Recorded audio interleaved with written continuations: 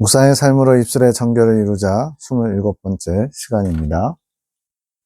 6월 23일 김사님을 위해 마지막으로 축복 기도를 해주라 하심. 무슨 축복 기도를 마지막으로 한다고 해서 더 이상 안 해준다는 게 아니고요.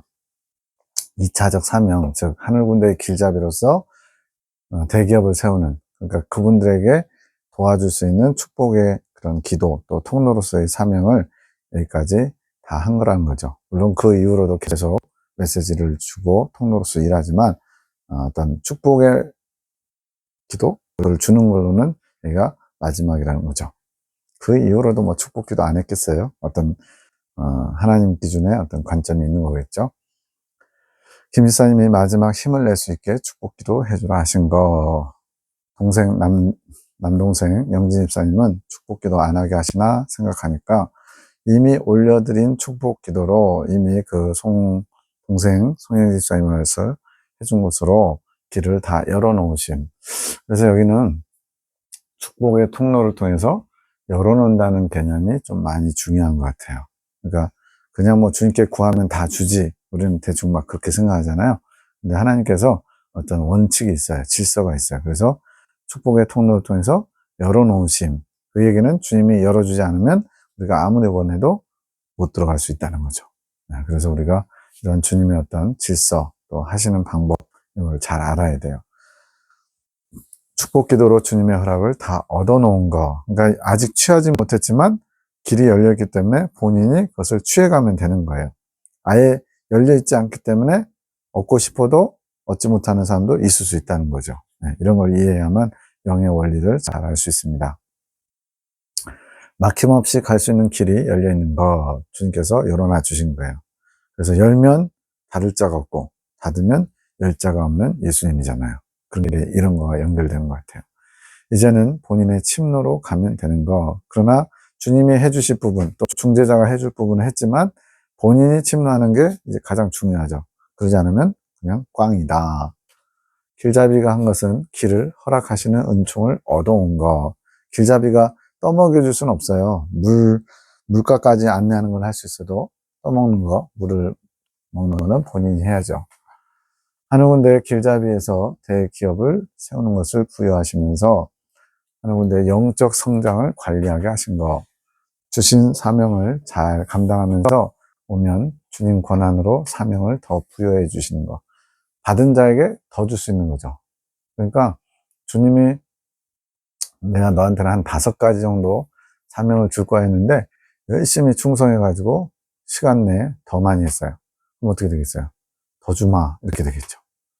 그 원리가 또 영의 원리라는 거예요. 이것이 하늘나라의 질서이자 법칙. 그에게서 1달란트를 빼앗아 10달란트 가진 자에게 주어라. 무릇 있는 자는 받아 풍족하게 되고 없는 자는 그 있는 것까지 빼앗기리라. 침노의 중요성이 여기서 나오는 겁니다. 이 말씀을 주시며 영적으로 이게 이루어지고 있음. 달란트는 정해져 있다. 발행된 화폐와 같이 한정되어 있습니다. 저는 이 부분 전혀 생각해 본 적이 없는데 여기서 이 부분 보고 좀 깨달았어요. 그 비트코인이 왜 가치가 처음에는 몇천 원이었다가 지금은 8천만 원, 1억 가까이 됐냐면 그게 채굴 할 수 있는, 그게 숫자가 한정돼 있어요. 갈수록 채굴 하는데 시간이 많이 걸리고 오래 걸리고 또 전기세나 이런 비용도 더 많이 들고, 그러니까 점점점 가치가 올라가는 거예요. 희소가치성으로. 그것처럼 하나님이 우리 인류에게 허락하신 달란트도 한정적이라는 거죠. 그래서 어떤 사람이 그 달란트를 잘 감당 못하면 다른 사람에게 빼앗아서 더 풍성하게 줄 수 있다는 겁니다. 그럼 이제 우리는 뭐 하면 되겠어요? 열심히 주님께 받은 달란트 가지고 장사해서 주님을 흡족하게 해서 받는 것보다 더 많은 걸 취할 수 있도록. 이건 뭐 욕심을 그렇게 내면 되냐? 주님은 욕심 내라고 하셨어요. 침노하라는 표현 자체가 욕심내서 더 열심히 천국을 침노에 들어오라고 하신 거니까. 6월 26일 정욕의 소리, 탐심의 이끌림을 받는 것이고 죄성의 지배를 받는 것. 이 정욕의 소리에 침묵하라. 이게 침묵의 가장 마지막 목적이었는데 성령의 소욕이 있습니다. 소욕은 소유욕. 소욕은 이제 욕심에 하고자 하는 바잖아요. 소유욕, 뭔가를 얻고자 하는, 취하고자 하는, 갖고자 하는 건데 하나님의 본성은 사랑이시죠. 그래서 성령의 소욕은 하나님의 사랑을 취하게끔 해요. 그러나 육체의 소욕은 마귀의 본성과 연결되어 있어서 이건 탐심입니다. 우리는 영적인 존재라서 어디론가 이끌림을 받아야 돼요. 선으로 이끌림 받든지 악으로 이끌림 받든지 그 영향을 받게 돼 있다는 거예요. 이것이 이끌림 받는 건데 성령의 이끄심을 받지 않으면 반대급부적으로 육체의 소욕, 정욕의 이끌림을 받게 된다는 거예요. 마치 어느 한 공간이 비워져 있는데 누가 먼저 거기에 채우느냐에 따라서 선으로 채울 수도 있고 악으로 채울 수도 있는데 우리가 우리의 어떤 마음이나 영의 자세가 육적인 것을 취하느냐 영적인 것을 취하느냐에 따라서 이게 달라지겠죠. 그래서 육체의 소욕의 이끌림을 받는 우리, 이것은 마귀한테 우리의 마음을 빼앗긴 것과 같아요. 그래서 전에 영상에 보면은 내가 너희들의 모든 것을 다 취할 수 있지만 마음만큼은 내게 주어지지 않았다 이런 표현이 나와요. 그 뭐냐면 그 마음은 지금 말 그대로 땅 따먹기 싸움이 일어난다는 거예요. 주님을 향하든지 마귀를 향하든지. 그래서 그 치열한 영적 싸움을 통해서 하나님이 취하시는 게 주님이 기뻐하시는 뜻인데 이 마음을 마귀에게 빼앗기는 건 뭐냐? 정욕을 추구할 때, 정욕적인 삶, 육체의 소욕을 이끌림을 받을 때 성령께서는 신령한 복을 주시려고 하나님의 사랑, 하나님의 생명을 주시려고 이끌어 가신 성령의 열매는 하나님의 성품, 12가지 성령의 열매.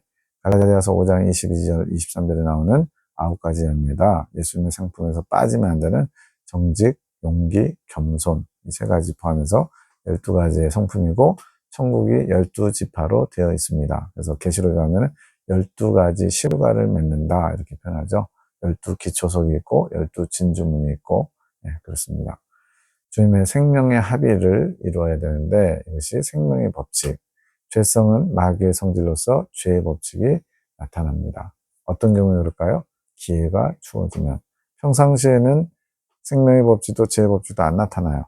근데 이제 원수가 나타나면 생명을 소유한 사람은 그 안에서 원수를 사랑할 수 있는 생명의 법칙이 나타날 거고요. 아직 광야 성도들은 죄성 지배 아래 있기 때문에 죄성의 법칙 나타나겠죠.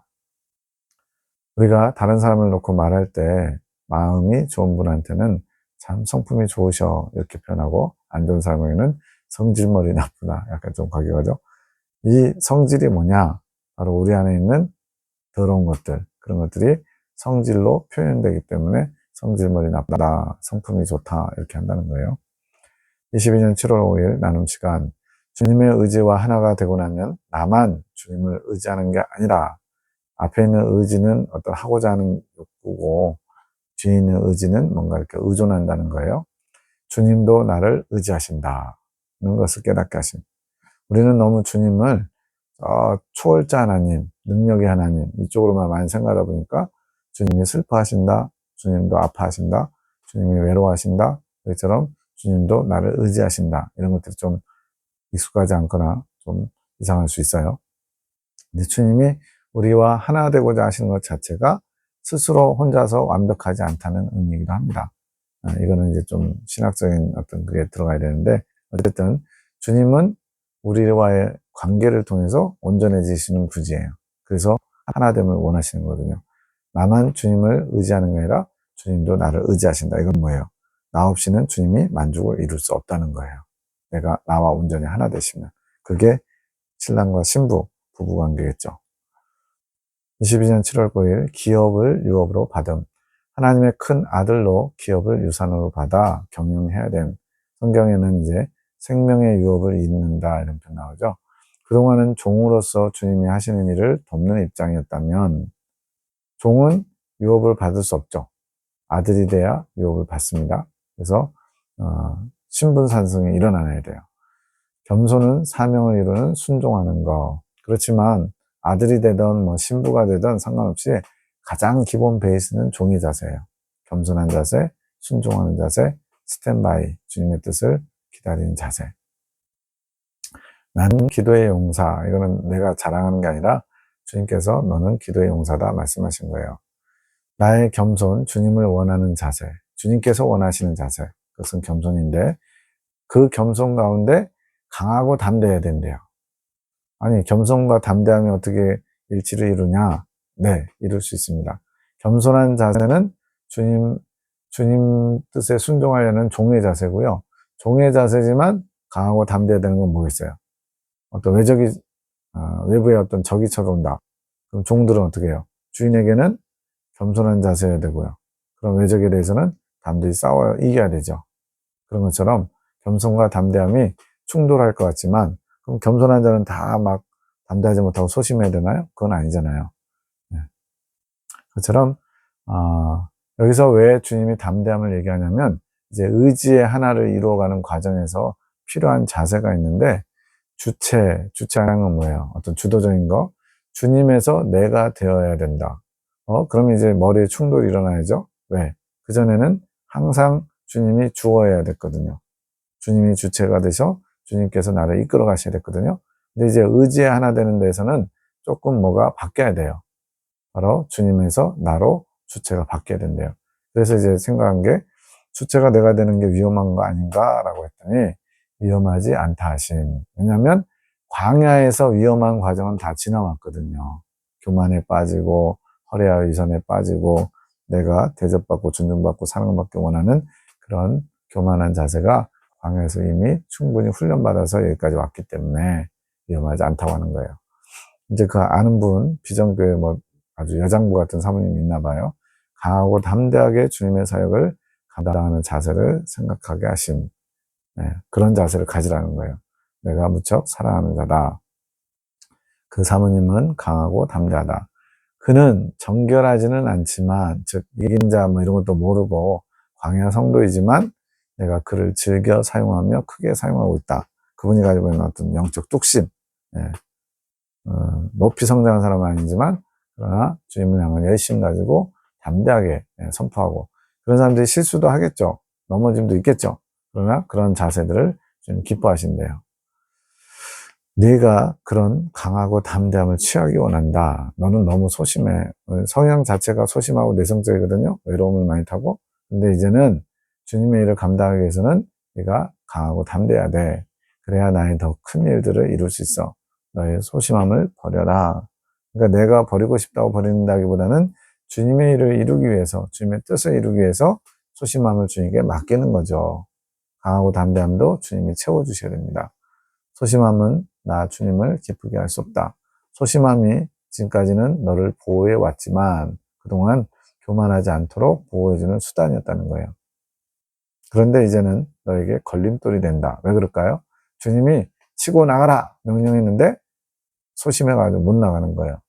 이거 전달해라 그랬는데 이거 못 받으시면 어떡하죠? 이 책 거부하시면 어떡하죠? 나중에 여러 가지 안 좋은 말들이 나오면 어떡하죠? 이렇게. 예. 근데 이것이 결점이래요, 결점. 나의 소심함이 내 일을 잘 감당치 못하게 하는 결점이다. 이제는 나의 큰 뜻을 품어라. 그래서 큰 뜻이 뭐냐면 치유. 우리는 보통 이제 몸이 아프거나 또는 영혼이 좀 안 좋을 때 그냥 치유하는 데 목적을 두는 경우가 많잖아요. 근데 치유 자체가 목적이 아니고 치유한 후에 성령께서 임하시게 해서 하늘 군대를 통해 성령의 이끌림을 받아 주님께로 더 높이 성장하게 나아가게 하는 것이 목적. 치유 플러스 성장케 하는, 그걸 위해서 성령의 이끄심 받게 하는 그런 것을 알려주고 잘 이끌어줘야 된다는 거예요. 그 중심에 송 원장님이 있어야 된다고 말씀하시는 겁니다. 두려워 말아라. 이 고비를 잘 넘겨가면 나의 더 큰 일들을 이루어갈 수 있게 될 것이다. 그래서 고비라는 것은 이것을 뛰어넘지 못하면, 내가 가진 결점을 뛰어넘지 못하면 주님이 큰 손해, 주님은 손해보는 장사꾼이 아니시라고 했거든요. 그래서 이 결점이라는 거를 소심함이죠. 이 소심함을 뛰어넘지 못하면 주님의 일을 감당하기 어려우니까, 그래서 주님은 이걸 뛰어넘기를 원하세요. 나는 능력을 가진 자라고 생각해라. 성령의 권능을 가진 자. 왜 그럴까요? 안에 성령이 내주하셨어요. 여호수아 안수 과정을 통해서 세 번째 단 막바지에 여호수아가 안수하면서 안수받으면서 성령의 내주를 이룬 거예요. 그러니까 항상 성령이 머무셔요. 성령이 머무시면서 당신의 권능을 나타내시겠죠. 이걸 가지고 있으니까 너는 원할 때 이 권능을 사용할 수 있다는 거죠. 능력을 가진 자로 사용할 권한이 부여된 것. 이 권한을, 그런데 나는 사용할 의지가 거의 없는, 별로 없는, 말 그대로 소심해가지고 지금까지는 수동적으로 주님이 이래라 그러면 네, 저래라 그러면 네, 이제 그렇게 따라왔거든요. 그러다 보니까 본인이 의지적으로 뭔가 하려는 게 없는 거예요. 그래서 지금까지는 이게 좋았어요. 주님이 이끌어가기 참 좋은 거죠. 말 잘 들으니까. 근데 이제는 본인 스스로 치고 나가야 되는데 그럴 자세가 안 돼 있는 거예요. 순종하는 의지는 이루었으나 성령님과 의지의 하나를 이룬 상태에서 자발적으로 사명을 이루어가야 됨. 이제는 의지를 사용해서 뭔가 주체적으로 해야 되는데 그거를 소심해서 두려워서 또는 뭐 염려해서 못하는 거죠. 근데 성령님과 의지가 하나가 되면 이제 내가 마음먹는 게 곧 주님이 마음먹는 거랑 같은 게 되는 거예요. 그러니까 두려워하지 말라는 거예요. 너가 실수할까봐 걱정하지 마. 내가 강하게 붙들어 줄게. 이 얘기죠. 이 권한을 사용해야 능력이 더 흘러가고 나타남, 더 통로도 열려진다는 거죠. 7월 10일 나의 사랑 나의 주여 저는 강하고 담대합니다. 당신이 제 안에 계시니까요. 당신께서 저를 이끌고 계시고 당신의 능력이 제 안에 역사하고 계시니까요. 저는 강합니다. 담대합니다. 모든 것을 할 수 있습니다. 아멘. 이런 자세가 필요하죠. 이제 본인의 소심함을 극복하기 위해서 믿음의 기도를 드리는데 영의 기도를 드리는 거예요. 저는 당신 것입니다. 당신은 저의 분신이시며 모든 것 되십니다. 그래서 분신이라는 건 뭐 그 손오공 분신 같은 그런 개념이라기보다는 나와 당신이 이제 하나잖아요. 하나인데 당신과 나로 이렇게 나눠져 있잖아요. 내가 곧 당신이고 당신이 곧 나입니다. 이런 의미로 분신이라는 단어를 쓴 거예요. 네. 저도 처음에 이게 내가 주님의 분신이라지 왜 당신이 나의 분신이냐 이렇게 좀 이해가 안 됐거든요. 이거는 이제 마음이 하나 됐기 때문에 마치 둘로 나눠져 있는 것 같지만 서로 통한다는 개념에서 분신이라는 단어를 쓴 거예요. 분신수를 써도 다 손오공이 제어할 수 있거든요. 분신된 그 도구를. 이제야 당신께서 원하는 제 마음이 되었습니다. 주님께서 원하시는 마음에 도달했다는 거죠. 아멘. 아무것도 두렵지 않습니다. 당신이면 모든 것이 충분하며 차고 넘칩니다. 우리도 주님을 믿는다고 하는데 사건만 터지면 상황만 발생하면 두려워하잖아요. 그래서 믿음이 필요한 겁니다. 언제 어떤 상황에서든지 주님이 주시는 평강과 기쁨을 잃지 않도록 우리 마음 가운데 주님을 딱 믿는 주님에 대한 온전한 믿음을 가져야 돼요. 이제는 당신의 능력을 사용하는 자 되게 하소서. 오 놀라워라 나의 아름다움이여. 이건 뭐 자기 자랑하는 거 아닙니다. 그냥 주님께서 주신 감동 따라서 쭉 적어 나가는 거예요. 주님을 가짐으로 강하고 담대함에 눈이 부시도다. 이제는 모세에게 주신 능력의 지팡이가 내 손에 들렸도다. 모세도 이제 다 이제 성장한 다음에 떡이나무 불꽃 가운데서 부르실 때 이긴 자만 되신 거거든요. 그러면서 지팡이 이미 모세가 가지고 있었지만 주님으로 인해 지팡이가 새로운 능력의 지팡이가 된 거죠. 던져봐라. 뱀이 돼서 그 다음에 끝을 잡았더니 뱀의 꼬리를 잡았더니 다시 지팡이로 돌아오죠. 이 지팡이가 너희의 나아가는 길을 함께하며 나의 능력을 나타낼 것이다. 이렇게 말씀하시죠. 이것이 주님의 일을 행하는 능력의 지휘봉이 될 것이라. 이제는 주께서 주신 강성함의 지휘봉. 내가 강한 게 아니라 주님께서 부여하신 권위를 따라 능력의 지휘봉으로 주의 일을 행하세. 악한 마귀의 악한 권세를 쳐부수러 전진해 가세. 적진을 향해 나아가세. 주의 권세 들고 나아가세. 백전백승을 이루러 달려 나아가세. 그것이 주님의 기쁨일세. 주님께 올려드리는 면류관일세. 겸손함으로 날마다 면류관을 올려드리세. 나의 주여 영광 받으소서. 22년 7월 16일 나눔 시간 기도에 오기 전에 담임 목사님을 향해 아픈 마음과 주님께 목사님을 위해 기도하는데 이것이 인간적인 마음 아닌가 싶어가지고 주님께서 기뻐하실까라는 마음이 들었음. 나눔 시간에 내가 목사님을 주님의 마음으로 품고 있다고 말씀해 주심. 주님이 말씀해 주신 거죠. 내 마음도 안정이 됨. 혹시나 이게 주님 앞에 부끄러운 마음, 인간적인 마음이 아닐까 염려했던 거죠. 근데 주님의 마음으로 품고 있다. 이것이 주님을 의지하는 것이다. 주님을 의지하는 것은 주님의 마음을 품고 주님의 마음을 가지고 뭔가를 하는 게 주님을 의지하는 거래요. 주님의 의지하는 것은 전적으로 주님의 뜻을 따르는 거. 그래, 나도 마음이 아프다. 네 마음이 아픈 게 내 마음이 아픈 게 너한테 전가된 거야. 이런 것 같아요. 나에게는 너희의 교만함이 큰 아픔이란다. 동행이 끊어지면 너희는 아무런 감각을 느낄 수 없지만, 이 부분도 제가 놀랐어요. 나는 분리불안과 같은 감정을 느껴서 괴롭다. 분리불안, 저도 잘 몰랐는데, 동물들이 주인하고 같이 있다가 주인이 이제 직장에 가거나 일하러 가면 혼자 남아요. 그러면 이제 보통은 이제 잘 있는 개들도 있지만, 분리불안해가지고 막 엄청나게 당황하고 막 안 하던 이상행동을 하는 개들이 있더라고요. 그게 분리불안이래요. 이것처럼 주님께서 나와 동행하던 사람이 끊어져 버리면, 즉 나를 외면하고 나를 찾지 않으면 주님이 분리불안과 같은 감정을 느껴서 괴롭다. 예전 같으면 제가 이걸 이해 못했을 거예요. 무슨 주님이 그러시냐고 그랬을 텐데 이제는 좀 받아들여져요. 왜? 우리 주님의 인성, 그리고 주님의 이렇게 주고받는 사랑의 관계가 뭔지를 좀 알게 돼서 그렇습니다. 그렇다고 해서 뭐 주님이 이것 때문에 뭐 나 죽고 싶어 뭐 이런 건 아니죠. 다만 주님의 아픈 마음을 알게 되는 거죠. 목사님을 향해 마음이 아린 것 같이 아픔이 느껴졌는데 이것이 주님의 마음이라고 알게 하심. 이주야 더 담대하여라. 너의 의지가 나의 의지다. 지금 의지와 의지의 하나됨을 이루어가는 과정이거든요. 그래서 네가 먹은 의지, 하고자 하는 바, 그것이 나하고 상관없는 게 아니고 곧 나의 의지야. 그러니까 겁먹지 마. 네가 잘못 느끼는 게 아니야. 이 얘기입니다. 더 담대히 나아가거라. 이것이 더 하나가 되었다는 증거다.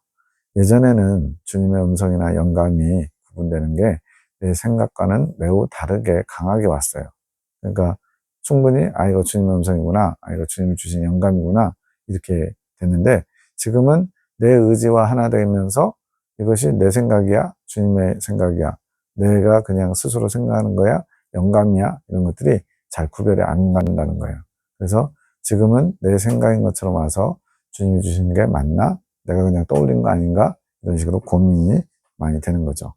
주님은 이것이 더 주님과 하나 되었다는 증거라고 하시며 더 담대히 말하라 하심. 그러니까 내 생각을 말하는 거 아닌가 걱정되는데 하나 됐기 때문에 걱정 마. 그냥 하면 돼. 이런 거예요. 그만큼 주님이 인정하실 만한 단계까지 이르렀다는 얘기죠. 22년 7월 17일 주님이 주시지 않으면 저도 잘 모릅니다. 이런 자세가 필요하죠. 주님, 이건 뭔가요? 이런 자세다. 이게 겸손의 자세다. 내가 일러주지 않은 말을 스스로 생각하지 말아라. 우리는 뭐 이렇게 예를 들어 누가 뭐에 대해서 기도 부탁을 했어요. 이게 어떤 주님의 뜻이 어떤 것인지 알게 해달라고. 그러면 이제 기도하다 보면은 빨리 알려주고 싶은데 떠올리지 않아요. 그럼 어떻게 돼요? 좀 막 이렇게 억지로 오기를 부리듯이 막 내 생각을 갖다가 거기다 집어넣을 수 있거든요. 주님께서는 이렇게 하길 원하신 것 같아요. 그러지 말라는 거예요. 스스로 생각하지 마라. 내가 일러준 것만 감당해라. 그 생각이 네 스스로 만들어낸 게 결국은 마귀에게 틈을 준다. 내가 일러준 것도 다 알지 못하면서 왜 내가 일러주지 않은 것까지 앞서서 알려고 하느냐. 주님보다 앞서가는 거, 조바심 내는 거 다 마귀가 틈을 탈 수 있는 거예요. 나는 그런 자세가 싫다. 그건 나를 사랑해서 하려고 하는 게 아니다. 나를 진정으로 사랑하는 사람의 자세는 이런 자세, 나의 명령을 기다리는 자세. 이게 종의 자세죠, 뭐. 옛날 그 대청마루 이런데 주인이 안방에 있다가 밖에 나오면 걔 누구 없느냐? 그러면 예예 하고서 종들이 달려 나오죠. 종이 쉬는 데나 아니면 아예 한두 사람이 늘 그 자리에서 대기하는 거예요. 주인이 언제든지 시키면 즉각 순종하려고. 그게 우리에게 요구되는 자세라는 거죠. 내가 뭐라도 알려주지 않으면 기다리는 자세가 나를 참 사랑하는 자의 자세다. 막 조바심 내고 본인이 막 뭔가 해보려고 하는 거 이런 거 말고요. 이러한 자세가 먼저다. 이게 종의 자세다. 주인이 어찌 주인이 이야기하지도 않았는데 뭘 하겠느냐. 종은 주인이 시키는 일만 하는 자다. 어떻게 보면 이 부분은 이제 소극적인 자세가 필요한 거죠. 종의 자세가 먼저 되어야만 내가 나를 나타내 주는 것이다. 그럼 아까 의지의 합의를 이루면서 주체가 너가 돼야 된다. 이건 뭐죠? 잘 분별해야 됩니다. 기본적인 자세는 주님의 뜻을 기다리고 스탠바이 하는 자세고, 의지적으로 뭔가를 하는 것은 주님께서 그걸 원하실 때 그렇게 내가 앞서 치고 나가야 되는 거예요. 근데 반대로 하면 어떻게 돼요? 죄송하지만 여자분들이 이제 운전 미숙한 게 남자하고 다른 점 그런 게 있더라고요. 예를 들어서 어떤 분이 이렇게 끼어들려고 하면 여자분이 운전하는 것 같아서 비켜주려고 뒤에서 속도를 늦춰요. 근데 이분이 사고 날까봐 주저주저 하다가 결국은 잘 못 들어와요. 에이 하면서 가려고 그러잖아요. 그럼 그때서 들어와요. 이 타이밍이 안 맞는 거죠. 예, 그런 식으로 들어오라는데 안 들어오고 들어오면 안 되는데 또 들어오려고 하고 그런 것처럼 주님께서 가라고 하는데 안 가고 지금은 기다리라는데 내 마음대로 가려고 하고 이러면 곤란하다는 거죠. 종의 자세가 먼저이고 그 이후에는 주님께서 친구로 부르심, 나중에 더 나아가면 뭐가 되겠어요? 친구를 넘어서서 아내, 신부가 되겠죠. 네, 이렇게 신분상승이 막 일어납니다. 주님의 친구란 주님과 마음을 나누는 자. 앞에 선지자가 그런 자세를 갖고 있다 그랬죠. 계시에 맞고 틀리고 이게 결과가 중요한 게 아니라 주님께서 이런 말씀을 왜 주셨나 그 마음을 알아서 그 마음에 자신의 마음을 합하여 주님의 마음으로 그것을 선포하고 이루어지기를 도모하는 자. 엄마는 지금 그런 자세가 되신 거. 종으로서 자세가 아닌 신부로서의 자세가 필요함. 안주인으로서의 자세. 남편을 보필할 수 있는 주님의 마음을 더 알아가야 함. 여기서 마음이란 주님 안으로 더 들어가게 되는 것. 지금 종의 자세는 필요 없다는 얘기예요. 앞에서는 종의 자세가 필요하다고 했잖아요. 종의 자세가 기본이고 거기에 더 나아가 신부로서 남편의 마음을 척하면 척하고 알아듣는 눈빛만으로 안다고 그러죠. 그 정도의 주님의 마음을 아는 자세가 필요하다는 얘기입니다. 엄마의 의지로 주님을 더 알아가게 되는 것. 지금은 많은 부분이 주님과 하나를 이루었기에 가능한 거. 예. 과정이 있어야 돼요. 갑자기 쭉 점프해가지고 나는 이제 어린 양 신부야 하면서 막 예수 믿자마자 그런 분들 착각하시면 안 됩니다. 엄마의 인간적인 생각이 아닌 주님의 이끌림, 주님과 하나 된 생각의 이끌림으로 주님을 알게 되는 거. 그러니까 이미 의지의 하나를 거의 이루어서 주님이 이끌어주고 계신 거예요. 그래서 내 의지인 줄 알았더니 주님의 의지와 일치하기 때문에 아무 문제가 없는 거죠. 엄마는 지금 주님과 하나됨을 이룬 거, 주님께서 엄마를 점령해 가신 거, 이제 단번에 된 게 아니라 먼저는 생각과 감정이 점령되고 그 결과물인 의지도 하나하나 점령되는 거죠. 그렇게 되려면 엄마가 자신을 내어드려야 된다. 이제는 엄마가 더욱 의지를 들여 주님을 점령해 가야 되는 거. 그래서 주님 안에 우리가 거해야 되고요. 또 우리 안에 주님이 거해야 되는 게 같은 이치죠. 점점점 우리의 심령 안에 주님으로 채워지고 또 주님의 마음 안에도 우리가 점점점 채워져야죠. 엄마가 하는 것이지만 이것이 결국 주님이 하시는 것. 왜냐하면 엄마의 의지는 없는 것이기에. 아까 엄마의 의지와 주님의 의지가 하나 됐다고 그랬잖아요. 근데 어떻게 이렇게 돼요? 즉 주님의 의지는 언제나 옳잖아요. 기준이잖아요. 그러니까 내 의지가 주님의 의지가 하나 된다는 얘기 뭐예요? 내 뜻은 없는 거예요, 말 그대로. 근데 그것이 그렇다고 해서 완전히 없어지는 그런 무의 개념이 아니라 내 의지가 하나님의 의지에 온전하게 합치를 이루도록 변화됐다는 얘기죠. 하나님 기준이 됐다는 얘기죠. 익은 열매가 되고 의지의 합일이 있던데 이건 뭔가? 익은 열매가 되고 나서 의지의 합일. 의지의 합일이라는 건 생명의 합일과 같은 개념이죠. 주님과 더 하나됨을 이루어가는 거. 나의 의지지만 주님의 의지이기에 내 것처럼 점령해 가는 거. 익은 열매가 되면 예수님과 하나를 이루는 것이고 의지의 합의를 지나면서 더 완전해진 거, 완덕을 향해 나가는 거죠. 그러니까 여기서도 하나가 됐다는 표현이 더 퍼펙트한, 예를 들어서 사과를 하나의 열매로 보면 사과도 있고요. 더 명품 사과도 있죠. 훨씬 더 맛있고 당도가 높고 모양도 좋고 이런 사과. 일본의 딸기가 예전에 한 개 몇백만 원짜리 딸기도 있다고 전 봤어요. 아, 그런 딸기 누가 먹는지 모르겠지만 크긴 커요. 뭐 거의 주먹만 했나 더 컸나. 믿음이 있어도 믿음이 단단해지는 시기를 겪어야 하는 것처럼. 그래서 대나무 이야기 했죠. 쑥 자라다가 어느 순간은 정체된 것처럼 단단한 마디를 이루어야 되는 거. 그런 것이 과정이 필요합니다. 뒤에 가면은 의지가 잠시 이렇게 좀 정체되는 또 뭐 통로가 닫히는 이런 과정들이 다 있더라고요. 22년 7월 23일 이제는 내가 없고 오직 예수님만이라는 찬양을 주심. 가사가 딱 맞죠. 지금 상황에. 7월 29일 당신의 뜻을 찾기 위해 더 나아갑니다.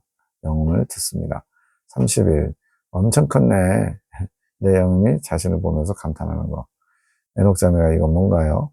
엄마가 엄마 자신을 보며 느끼는 거, 자기 만족을 하는 게 아니라 자기를 돌아본 거죠. 자신 안에 주님을 향한 마음이 커짐을 느끼는 거. 주님을 향한 마음이 커졌다는 것은 감각적인 게 아니라 그만큼 믿음이 단단해졌다는 거. 그러니까 우리는 이제 감정적으로 주님을 막 어머 너무 사랑해요 막 이렇게 사랑의 표현이 많으면 되게 사랑하는 것처럼 여길 수 있잖아요. 근데 그런 게 아니라 믿음이 단단해지는 건 뭐예요? 주님에 대한 엄청난 단단함, 흔들리지 않는 확고한 그런 주님에 대한 마음이 있다는 거죠.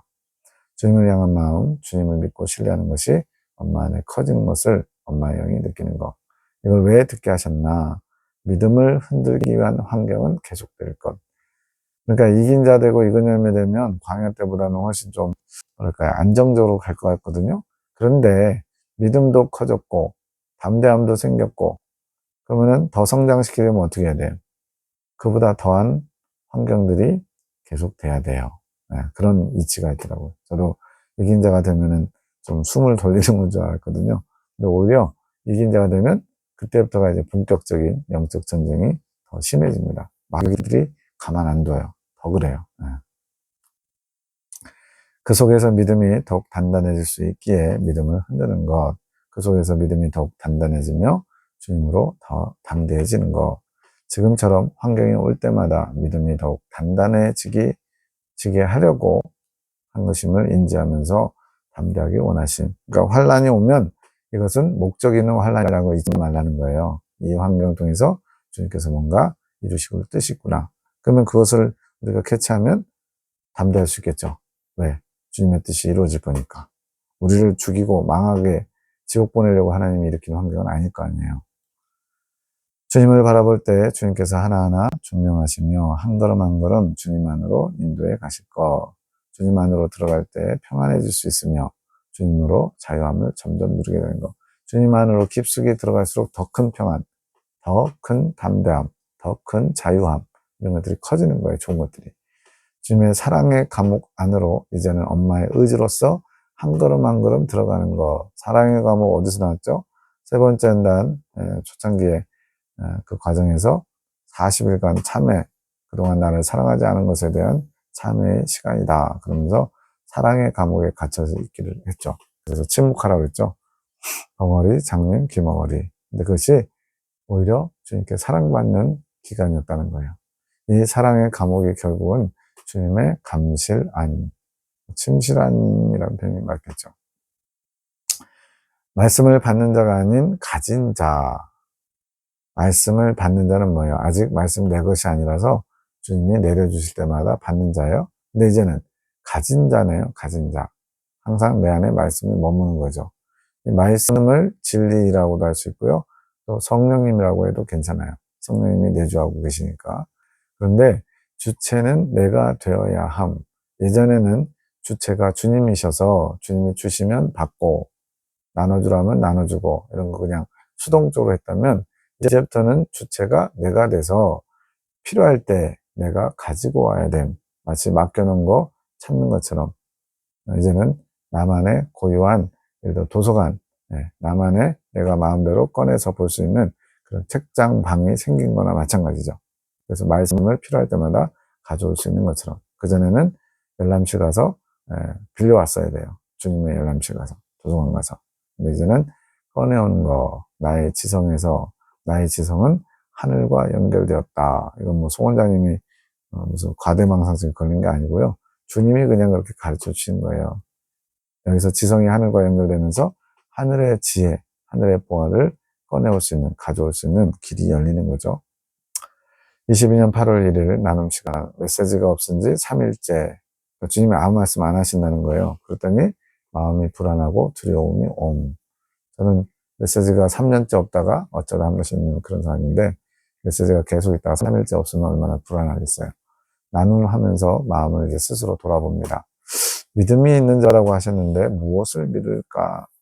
무엇을 믿어야 할까 하는 생각이 듭니다. 그동안 주님의 마음을 알게 되면서 하나님은 사랑이라는 것을 알게 됨. 주님과 하나 되는 길로 인도하시는 것이 가장 큰 사랑. 그렇죠? 우리에게 주실 사랑 중에 가장 큰 것은 주님의 생명을 주시는 게 당연히 제일 큰 사랑이겠죠. 주님과 하나 되는 길. 이것을 위해 오래 참아주시고 그 길을 인도해 가시는 주님의 크신 사랑, 나를 사랑하시고 모든 영혼을 사랑하시는 분, 그 사랑을 믿어야 한다는 생각이 들어요. 그러니까 3일 동안 메시지가 없으니까 주님이 삐치셨나? 내가 뭐 잘못했나? 뭐 이러면서 약간 불안한 상황이 된 거예요. 주님과 관계가 끊어진 것 같고 두려운 거예요. 근데 주님에 대한 크신 사랑을 끝까지 어떤 상황이든지 잘 인내하면서 지금은 주님이 침묵하고 계시구나. 침묵한다는 것은 뭔가를 준비하시구나. 이런 자세를 가지라고 했어요. 계시가 끊어진 것 또한 벌하심이 아니라 그 사랑 안으로 이끄시기 위함인 것을 믿는 마음이 됨. 마음의 기준이 달라졌죠. 그 사랑을 믿는 믿음이 흔들리게 하는 환경 가운데 더욱 굳건해져야 된다. 그전에는 이제 항상 주님이 채워주는 그런 거였다면 이제는 어떤 상황에서도 변수가 생겨도 요동하지 않는 끝까지 하나님의 신실하심을 바라보는 굳건한 믿음을 좀 구해야 되겠다 그런 거죠. 주님의 사랑을 믿고 나아가는 것이 담대합니다. 마음이 정돈되니 모든 것이 감사하고 감사하다. 22년 8월 11일 12시 13분 되게 맛있어 희주야. 이거 뭔가 유혹하는 거죠. 작은 소리의 여자 영웅. 24분 선악과. 등장합니다. 선악과. 뭐가 맛있어 라고 생각하니까 들린 영웅. 선악과의 뿌리가 죄성이다. 선악과를 따먹고 죄가 우리 안에 들어왔잖아요. 죄성이. 자, 두 나무가 공존한다. 에덴 동산에서 선악과 나무도 있었고 생명과 나무도 있었죠. 그것처럼 지금 이 이긴 자에서 익은 열매로 가는 과정이 이긴 자가 되면 아담과 하와의 창조 시점, 즉 타락하기 전에 상태를 회복하는 거라요. 그러면 이제 뭐예요? 유혹을 받는 그 선악과를 직면하는 시점이 오는 거죠. 지금 그걸 경험하는 거예요. 나의 상태는 에덴 동산에 있는 것과 같은 창조 시점, 즉 창조의 완성까지, 창조의 완성이라는 것은 처음 아담과 하와 만들었을 때 상태, 이걸 지금 창조의 완성, 6일째 만들었잖아요. 마지막 날 회복을 이루어간 거. 그러면서 선악과 나무를 직면한 상태, 맞닥뜨리는 거. 놀라운 비밀이에요. 즉 아담과 하와가 선악과를 직면하고 거기서 졌잖아요. 근데 지금 여기의 차이점은 광야의 한단 과정을 통해서 이제는 하나님을 섬기는 믿음으로 마귀의 미혹을 물리치는 걸 훈련받아서 여기까지 왔어요. 그런데 동일하게 선악과 나무를 직면하는 상태를 경험케 하신대요. 이제 뭐만 하면 돼요? 그동안 훈련받은 것 가지고 선악과를 내면하고 생명과를 바라보고 추구해야죠. 그거를 지금 주님이 원하시는 겁니다. 선악과의 유혹은 날마다 이루어지는 것. 즉 마귀는 끊임없이 이긴 자일지라도 계속 선악과로 유혹한다는 거죠. 그동안은 즉 이긴 자가 되고 나서 지금 여기 선악과를 직면하기까지는 주님을 가진 기쁨을 누린 시간. 여기서 주님을 가진 것은 재창조.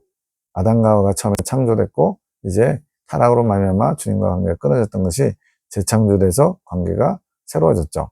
새하늘과 새 땅이 내 안에 이루어졌어요. 심령천국이. 그 기쁨을 누린 시간이에요. 아담과 하와가 창조돼서 주님께서 심히 보기에 좋았더라 그러면서 아담도 하와를 만나면서 내 뼈 중에 뼈, 살 중에 살 하면서 되게 기뻐하는 시간이 있었잖아요. 그런 기쁨을 누리는 시간들이었고 이제는 선악과를 직면하고 있는 시점. 말 그대로 하나의 테스트가 또 지나가는 거죠. 저녁 7시 27분 회복은 이긴 자가 된 시점. 그래서 창조 질서의 회복 이러면은 하나님께서 처음에 질서를 만드실 때 세상에 질서를 부여하실 때 아담과 하와를 처음 만들었던 상태까지 도달하는 게 회복이에요. 창조 질서의 회복. 그것이 흰옷을 입은 시기. 이긴 자가 된다고 곧바로 흰옷 입은 건 아니고요. 좀 시간이 또 걸립니다. 요단강 건너서 할례산에 이르기까지. 어쨌든 중심은 흰옷을 입는 할례산 단계가 이긴 자 된 시점이라고 얘기할 수 있어요. 창조 시점을 말하며 창조의 완성, 앞에서 말했죠. 처음 창조했을 때 아담과 하와를 마지막으로 만들었을 때 창조가 다 끝났어요. 이때가 주님을 아는 기본이 된 거. 주님은 창조주, 나는 그의 피조물. 주님은 나를 사랑하셔서 여기까지 인도하신 분. 이런 게 정립이 됐죠. 완전한 대로 나가야 된다. 이제 선악과의 미혹을 뿌리쳐가면서 온전하게 주님이 원하시는 분량을 향해 나가야 된다는 거죠. 마귀는 끊임없이 미혹함, 이긴 자가 되어도 선악과를 먹으라고 유혹하는 거. 이것은 하나님께 불순종, 당연히 선악과 따먹으면 이제 불순종, 똑같은 저가 되겠죠. 그것이 마귀의 열심. 먹게 되면 주님과 단절되는 지옥 형벌의 고통을 받는 것. 이거는 뭐겠어요? 먹을 수도 있다는 거예요. 그래서 이긴 자를 너무 우리가 막 아주 판타스틱하게 생각하면 안 되고요. 이긴 자도 정욕이 있어요. 그리고 이렇게 마귀의 미혹도 있고요. 그럼 무슨 차이가 있냐? 광야 성도하고. 내면의 정결을 이루었기 때문에 그런 마귀의 미혹을 이길 수 있는 능력이 그 안에 갖춰진 겁니다. 그러니까 선악과를 따먹을 수도 있고요. 안 먹을 수도 있는 능력이 있는 거예요. 아담과 하와는 안 먹을 수 있는 능력이 없었어요. 연단을 받지 못해서. 그렇기 때문에 안 먹을 수 있는데 먹게 되면 주님과 단절되는 지옥 형벌의 고통을 받는다. 정말 지옥에 떨어진 것처럼 고통스러운 적이 있었을 거 아니에요. 살면서 돈 문제로, 건강 문제로, 관계 문제로 차라리 죽고 싶다 이런 마음 먹은 적 있잖아요. 그런 것처럼 고통을 느낀다는 거죠. 왜 그러냐면 주님의 핏값으로 샀다는 것은 지옥 형벌을 주님께서 대신 받은 것인데, 이긴 자는 핏값으로 완전히 산 거. 말 그대로 이제 집을 구입하게 되면 처음에 선불금 주고 중간 정상금 주고 마지막 잔금을 다 치르잖아요. 그렇게 했을 때 이긴 자는 핏값을 다 치른 거예요. 핏값으로 산 것이 확정된 게 이긴 자입니다. 이게 재창조 시점인데, 문제는 그랬는데 이렇게 선악과를 따먹고 주님의 뜻을 어긋나면 어떻게 돼요? 핏값을 다 치렀기 때문에 이제는 피로써 회개해서 용서받는 게 아니라 그냥 지옥의 형벌을 당해야 된대요. 그게 하나님의 공의겠죠? 뒤에 가서 어디에 그 내용이 자세히 나옵니다. 22년 8월 19일 정욕의 소리에 유혹이 계속 있을 거. 계속 이 선악과 이것은 있다는 거예요. 이긴 자가 된다고 해서 완전 주변이 평화로워지고 이러지 않아요. 오히려 더 힘들어져요. 그러나 기본적인 요구는 충족되어야 살아갈 수 있어요. 그렇죠? 육체가 있는 한 정욕이 반드시 필요합니다. 이제는 모든 것에 주를 위한 것인지 나를 위한 것인지 그 기준을 잘 보고서 선택을 잘 해야죠. 주님을 위한 것은. 이제는 나 자신을 판단의 눈으로 봐야 됨. 앞서 자기를 보고 환경을 보면은 우리는 틈을 보이고 쉽게 넘어진다고 하는데, 여기서 지금 자기를 또 보라 그러네요. 목적이 다른 겁니다. 앞서 자기를 보고 환경을 본다는 것은 자신의 연약함을 본다는 얘기고, 그래서 자신을 판단해 놓은 본다는 것은 내가 지금 주님이 원하시는 선택, 주님이 기뻐하시는 것에 서 있는지, 주님의 의지와 내 의지가 일치하는지를 보라는 거죠. 나 자신을 위한 것은 그 소리를 억압해야 하기 때문에 나를 심판하는 자세로, 나 자신을 사랑의 눈으로 바라보던 것에서 바뀌어야 됨. 힘이 더 드는 이유는 이제는 의지적으로 가야 된다. 그전에는 그냥 주님이 알려주시면 네 하면 그냥 말 그대로 쫄랑쫄랑 따라가는 거였다면, 이제는 마치 이 길이 맞나 하면서 주님 이거 맞는 거예요? 물어보면서 본인이 한 발을 내디뎌야 되는 거예요. 더 적극적으로. 그동안은 마음의 원함 위에 할 수 있는 능력을 주님이 일방적으로 주셨다면 지금은 전적으로 나의 의지로 행해야 된다는 거죠. 비슷하지만 다르죠. 그럴 위치가 됐기 때문에 그렇습니다. 그런데 광야 때 내 의지를 발동해서 사용하면 자기 의를 발동해서 오히려 허례와 위선에 빠질 수 있다는 거죠. 이전에는 믿음, 즉 마음 자세만 보시는 것이었다면 이제는 주님을 사랑하는 행함, 의지적으로 주님을 사랑하기 때문에 선택하는 것을 보신대요. 이제 행함까지 주님이 달아보시는 거죠. 사방에서 찍어 누르고 있음, 사방으로 오겨쌈을 당하는 의지가 약해지도록. 그래서 이긴 자가 되면 이제 평안한 상태, 물론 주님이 주시는 평화가 있어요. 평화가 있음에도 그것조차도 뒤흔드는 그런 일들이 일어난다는 겁니다. 22년 9월 3일, 이제 주님의 사랑, 즉 마음으로 영혼들을 품어야 될 때, 그러니까 주님을 사랑하기 때문에 다른 사람들도 주님의 시선으로 바라보고 주님의 시선으로 사랑을 해야 된다는 거죠. 이제 이 일들을 이루어 가실 거. 사랑의 사도들이 주님의 뜻에 어떤 것이든 순종하고자 하는 마음이 준비되어서, 퍼펙트하다는 게 아니고 기본 자세는 됐다는 거예요. 권사님들, 또 장로님. 그렇기 때문에 이제 나에게 대기업을 세우는 사명 외에 다른 영혼들을 품게 하시는 일도 하게 하신다. 이게 세 번째 사명입니다. 세 번째 사명, 3차 사명. 이 땅에서 3차 사명까지 있다고 주님이 알려주셨어요.